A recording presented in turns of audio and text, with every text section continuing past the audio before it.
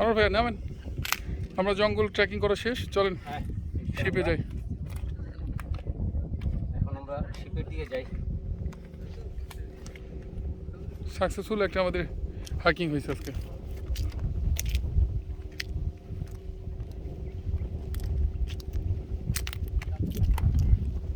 Feelings কি আপনার?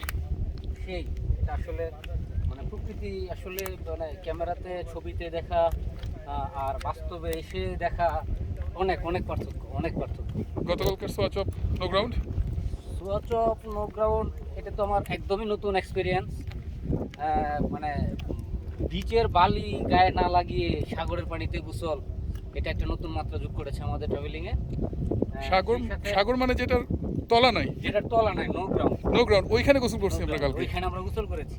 এটা আমাদের জীবনের প্রথম প্রাপ্তি, আমার ব্যক্তিগত। আমার সেই সাথে আরেকটা জিনিস যোগ করতে হয়, ডলফিনের খেলা দেখা। অসাধারণ, একদম কাছ থেকে ডলফিনের খেলা দেখা। ডলফিন আমাদের পাশ দিয়ে যায়, ন্যাচারাল, যেটা মানে মানে আর্টিফিশিয়ালের কিছুই নেই, পোষা না, না কোনো মিউজিয়াম।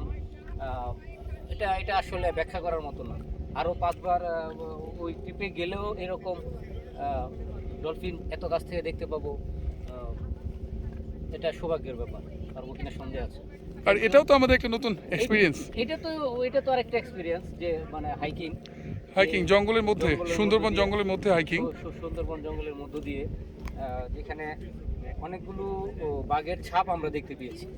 হ্যাঁ, বাঘের পায়ের ছাপ, যেটা আসলে অসংখ্য হরিণও দেখছি আজকে আমরা, অসংখ্য হরিণ দেখেছি, কাছে থেকে, তাও কাছে থেকে। সুন্দরবনের আমাদের দেখে ওরা ভয় পালাইছে। হ্যাঁ হ্যাঁ হ্যাঁ, আমাদের দেখে দৌড়িয়ে তো পালিয়েছে। ছোট বড় হরিণ, ছোট ছোট হরিণগুলো আবার দেখতে আবার অন্যরকম একটা ভালো লাগে।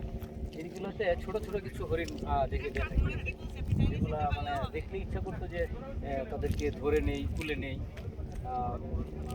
তাছাড়া ছোট বানরের ছানাগুলো দেখতে খুব অসাধারণ, অসাধারণ।